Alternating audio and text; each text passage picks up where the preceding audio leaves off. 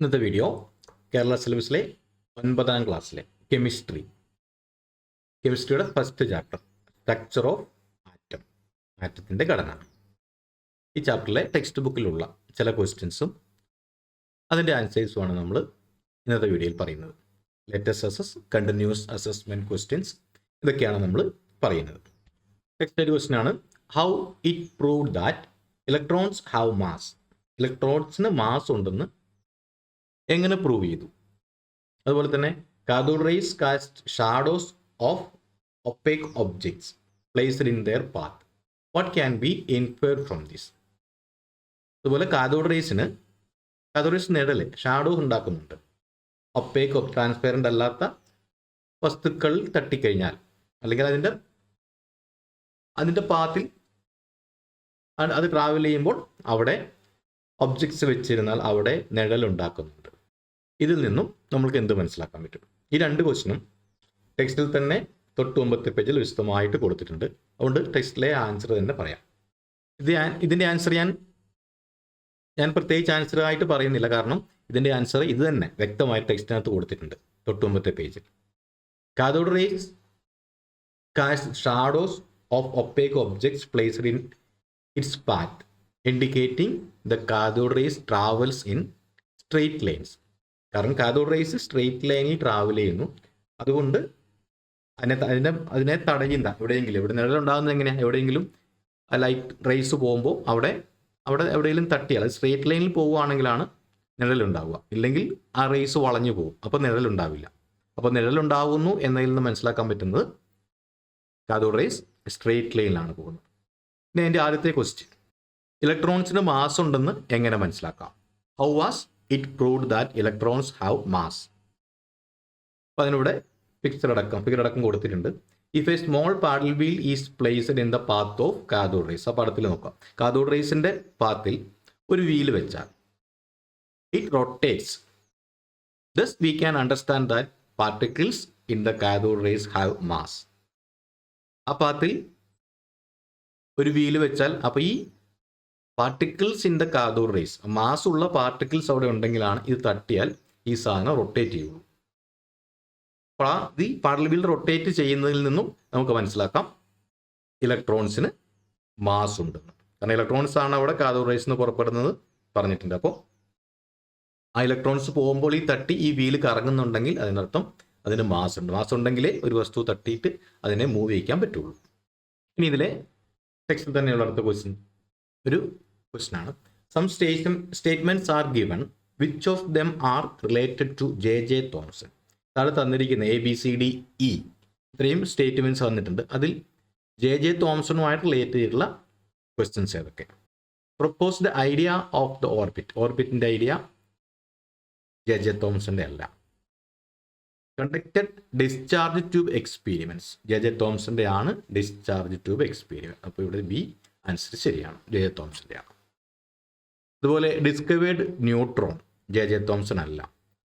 Discovered electron, അതുപോലെ proposed plum pudding model, ഇതും അതെ. അപ്പോൾ ഇതിൽ B D E conducted discharge tube experiment പരീക്ഷിച്ച് നോക്കിയത് ജെ തോംസൺ ആണ്. ഡിസ്കവേർഡ് ഇലക്ട്രോണിനെ കണ്ടുപിടിച്ചത്, അതുപോലെ പ്ലം പുട്ടിംഗ് മോഡൽ ആവിഷ്കരിച്ചതും ജെ തോംസൺ ആണ്. അടുത്ത question, find the number of protons, electrons and neutrons in chlorine and calcium atoms. ഇവിടെ തന്നിട്ടുള്ളത് ക്ലോറിൻ ആറ്റവും കാൽസ്യം ആറ്റവും തന്നിട്ടുണ്ട്, അതിൻ്റെ സിമ്പിൾ തന്നിട്ടുണ്ട്. അതിൽ നിന്ന് number of protons, electrons, neutrons കണ്ടുപിടിക്കാം. അപ്പോൾ അവിടെ സിമ്പിൾ തരുമ്പോൾ സിമ്പിളിൽ സൈഡിൽ തന്നെ ലെഫ്റ്റ് സൈഡിൽ തന്നെ മാസ് നമ്പറും ആറ്റോമിക് നമ്പറും നമുക്ക് തന്നിട്ടുണ്ട്. അത് നോക്കി നമ്മൾ എഴുതിയാൽ മാത്രം മതി. Find the number of protons, electrons and neutrons in chlorine and calcium atoms. ഇവിടെ ക്ലോറിൻ ആറ്റവും കാൽസ്യം ആറ്റവും തന്നിട്ടുണ്ട്. അതിൽ പ്രോട്ടോണിൻ്റെയും ന്യൂട്രോണിൻ്റെയും ഇലക്ട്രോണിൻ്റെയും എണ്ണം കണ്ടുപിടിക്കാനാണ് പറഞ്ഞിരിക്കുന്നത്. അപ്പോൾ ഇവിടെ സിമ്പിൾ തന്നപ്പോൾ ആ സിമ്പിളിൽ അവിടെ ക്ലോറിനുണ്ട്, കാൽസ്യം ഉണ്ട്. സിമ്പിളിൽ ലെഫ്റ്റ് സൈഡിൽ നമുക്ക് രണ്ട് നമ്പറുകളും തന്നിട്ടുണ്ട്. ഈ നമ്പറുകളിൽ ലെഫ്റ്റ് സൈഡിൽ താഴെ തന്നിരിക്കുന്നത് അതിൻ്റെ ആറ്റോമിക് നമ്പറും മുകളിൽ തന്നിരിക്കുന്നത് മാസ് നമ്പറും ആയിരിക്കും. അപ്പോൾ ആറ്റോമിക് നമ്പർ മാസ് നമ്പർ എന്താണെന്ന് അറിയാം. ഒരാറ്റത്തിലെ പ്രോട്ടോണിൻ്റെ അഥവാ ഇലക്ട്രോണിൻ്റെ എണ്ണം തുല്യമായിരിക്കും. അപ്പോൾ number of protons or number of electrons, അതാണ് അറ്റോമിക് നമ്പർ. പ്രോട്ടോണിൻ്റെ ചാർജ് പോസിറ്റീവും ഇലക്ട്രോണിൻ്റെ ചാർജ് നെഗറ്റീവും ആയിരിക്കും. അപ്പോൾ ആറ്റം ഇലക്ട്രിക്കലി ന്യൂട്രൽ ആയിരിക്കും. നമ്പർ ഓഫ് പ്രോട്ടോൺസിൻ്റെയും നമ്പർ ഓഫ് ഇലക്ട്രോൺസിൻ്റെയും എണ്ണം ഈക്വൽ ആയിരിക്കും. ഇനി മാസ് നമ്പർ എന്ന് പറഞ്ഞാൽ നമ്പർ ഓഫ് ന്യൂക്ലിയസിനാണുള്ളത് നമ്പർ ഓഫ് പ്രോട്ടോൺസും നമ്പർ ഓഫ് ന്യൂട്രോൺസും അതിൻ്റെ എണ്ണം കൂട്ടുന്നതാണ്. Sum of number of protons and number of neutrons ആണ് മാസ് നമ്പർ എന്ന് പറയുന്നത്. അപ്പോൾ മാസ് നമ്പർ ആണ് അവിടെ മുകളിൽ കൊടുത്തിരിക്കുന്നത്. നമുക്ക് ഓരോന്ന് എഴുതി നോക്കാം. പ്രോട്ടോൺസ്, ആദ്യം അറ്റോമിക് നമ്പർ 17 ആണ് ക്ലോറിൻ്റെ. അപ്പം നമ്പർ ഓഫ് പ്രോട്ടോൺസ് അവിടെ 17 തന്നെ ആയിരിക്കും. അതുപോലെ ഇലക്ട്രോണിൻ്റെയും പ്രോട്ടോണിൻ്റെ എണ്ണം ഈക്വൽ ആണ്. അപ്പോൾ നമ്പർ ഓഫ് ഇലക്ട്രോൺസ് അവിടെ 17 ആയിരിക്കും. ഇനി അവിടുത്തെ മാസ് നമ്പർ എന്ന് പറയുന്നത് 35 തന്നിട്ടുണ്ട്. അപ്പോൾ 35 എന്ന് പറയുന്നത് ഈ മാസ് നമ്പർ എന്ന് പറയുന്നത് ന്യൂട്രോണിൻ്റെയും പ്രോട്ടോണിൻ്റെയും എണ്ണത്തിൻ്റെ സമ്മാണ്. അപ്പോൾ അതിൽ നിന്നും ആ അതിൻ്റെ കൂട്ടിക്കിട്ടുന്ന തുക, അതിൽ നിന്നും നമ്മൾ പ്രോട്ടോണിൻ്റെ എണ്ണം കുറച്ചാൽ നമുക്ക് ന്യൂട്രോണിൻ്റെ എണ്ണം കിട്ടും. അപ്പോൾ ഇവിടുത്തെ മാസ് നമ്പർ 35 ആണ്. അപ്പോൾ 35 മൈനസ് അവിടുത്തെ പ്രോട്ടോണിൻ്റെ എണ്ണം 70 ഈക്വൽ ടു നമുക്ക് ന്യൂട്രോണിൻ്റെ എണ്ണം കിട്ടും. അതാണ് ഇവിടെ 18. ഇത് ന്യൂട്രോണിൻ്റെ എണ്ണം കിട്ടി.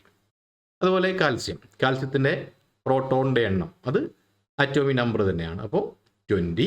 അതുപോലെ ഇലക്ട്രോണിൻ്റെ എണ്ണവും 20.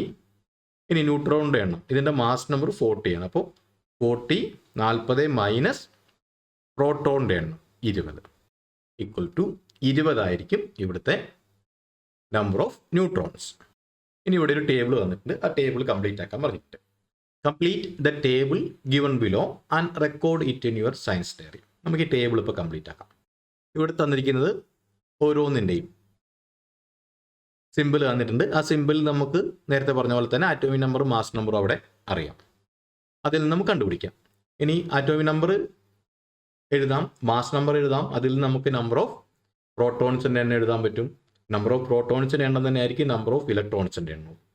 അപ്പോൾ പ്രോട്ടോൺസിൻ്റെയും ഇലക്ട്രോൺസിൻ്റെയും എണ്ണം അറിയാം. അതുപോലെ മാസ് നമ്പറും അറിയാമെങ്കിൽ നമുക്ക് നമ്പർ ഓഫ് ന്യൂട്രോൺസും എഴുതാം. നമുക്ക് ആദ്യം ആറ്റോമിക് നമ്പർ എഴുതാം, കാരണം അതവിടെ സിമ്പിൾ തന്നിട്ടുണ്ട്. അത് തന്നെ നോക്കി എഴുതിയാൽ മതി. അപ്പോൾ ആദ്യം ഹൈഡ്രജൻ്റെ ആറ്റോമിക് നമ്പർ 1 ആണ്. ലിഥിയത്തിൻ്റെ അടുത്തത് 3 ആണ്.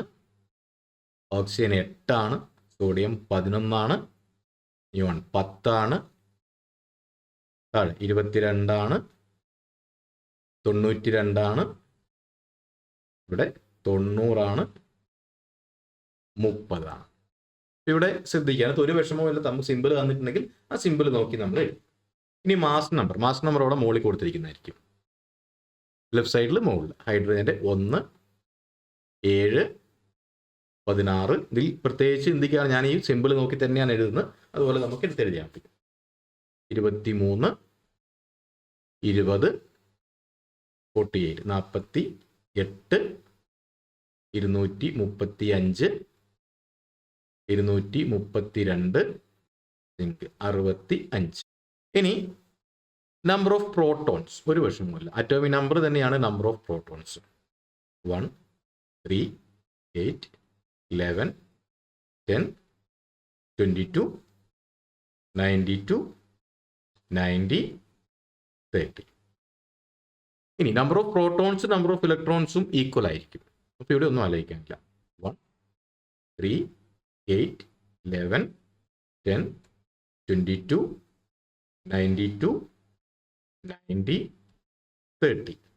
ഇനി നമ്പർ ഓഫ് ന്യൂട്രോൺസ് നമ്മൾ നേരത്തെ പറഞ്ഞ പോലെ തന്നെ നമ്പർ ഓഫ് ന്യൂട്രോൺസ് എന്ന് പറയുന്നത് മാസ് നമ്പർ എന്ന് പറയുന്നത് ന്യൂട്രോൺസിൻ്റെയും പ്രോട്ടോൺസിൻ്റെയും എണ്ണത്തിൻ്റെ സമ്മാണ്. അപ്പോൾ നമുക്ക് മാസ് നമ്പർ അറിയാം, അതുപോലെ നമ്പർ ഓഫ് പ്രോട്ടോൺസും അറിയാമെങ്കിൽ നമ്പർ ഓഫ് മാസ് നമ്പറിൽ നിന്ന് നമ്പർ ഓഫ് പ്രോട്ടോൺസ് കുറച്ചാൽ കിട്ടുന്നതായിരിക്കും number of neutrons.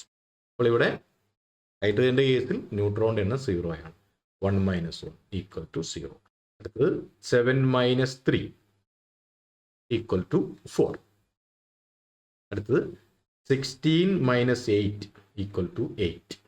23 - 11 equal to 12. 20 - 10 equal to 10. 48 minus 22 equal to 26. 235 minus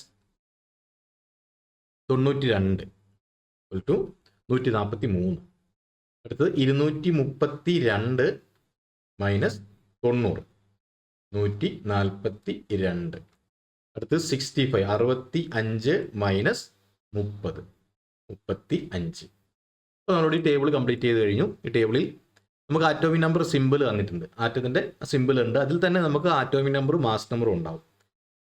അതിൽ നിന്നും ആറ്റോമിക് നമ്പർ എന്ന് പറയുന്നത് നമ്പർ ഓഫ് ഇലക്ട്രോൺസ് അല്ലെങ്കിൽ നമ്പർ ഓഫ് പ്രോട്ടോൺസ് ആണ്. അത് നോക്കി നമുക്ക് എഴുതാം. മാസ് നമ്പർ തന്നിട്ടുള്ളതുകൊണ്ട് മാസ് നമ്പർ അത് നോക്കി തന്നെ എഴുതാം. ഇനി അതിൽ നിന്നും നമ്പർ ഓഫ് പ്രോട്ടോൺസോ നമ്പർ ഓഫ് ന്യൂട്രോൺസോ വേണമെങ്കിൽ അതിനെ മൈനസ് ചെയ്താൽ നമുക്ക് കണ്ടുപിടിക്കാൻ പറ്റും. അപ്പോൾ ഇതെല്ലാം പ്രത്യേകിച്ച് ഒന്നും പഠിച്ചിട്ട് എഴുതേണ്ട കാര്യമില്ല. ഈ സിമ്പിൾ അവിടെ ഉണ്ടെങ്കിൽ ആ സിമ്പിൾ നോക്കി തന്നെയാണ് ഇത്ര എഴുതി വെച്ചേക്കുന്നത്. അങ്ങനെ അതെല്ലാവർക്കും ചെയ്യാൻ പറ്റുന്ന കാര്യമാണ്. ഇനി വീഡിയോ വല്ലാണ്ട് നീണ്ടു പോകുന്നുണ്ട്, അതുകൊണ്ട് ഇന്ന് ഇവിടെ വെച്ച് നിർത്തുന്നു. ഇനി ടെക്സ്റ്റിലെ ലെറ്റസ്റ്റ് ക്വസ്റ്റ്യൻസ് ഉണ്ട്, അത് അടുത്ത വീഡിയോയിൽ ആ ക്വസ്റ്റ്യൻസും അതിൻ്റെ ആൻസറുമായിട്ട് വരാം.